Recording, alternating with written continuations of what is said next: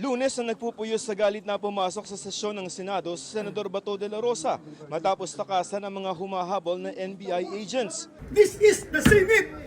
Wala silang respeto sa institusyon ng Senado. Bakit gano'n ang NBI? This is the worst government.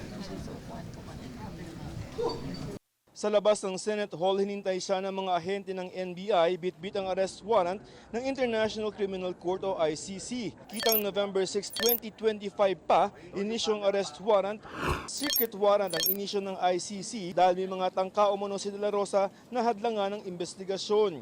Itong Lunes lamang matapos ang tangkang pag-aresto, inansil o isinapubliko ng ICC ang warrant of arrest. Mr. De La Rosa is alleged to have committed the crime against humanity of murder. No less than 32 persons were killed in the Republic of the Philippines.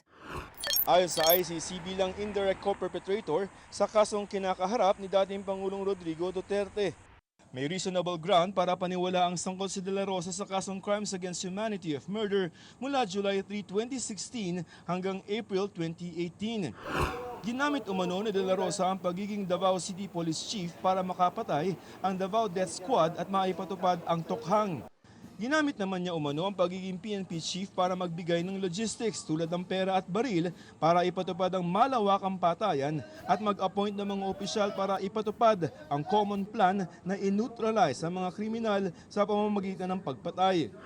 Binanggit din si De La Rosa sa confirmation of charges hearing ng ICC laban kay dating Pangulong Duterte bilang kasabwat. Of course, Mr. Duterte did not commit these crimes alone.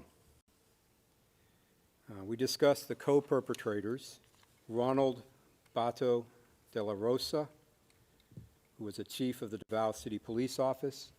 Hanggang ngayon ay tinatanggi ni De La Rosa ang ibinibintang sa kanyang pagpatay nung hepe siya ng Davao Police at ng PNP. Kasi alam nila wala akong tinatay na tao at wala akong inutusan na patayin ninyo yan. The lowest point of my life.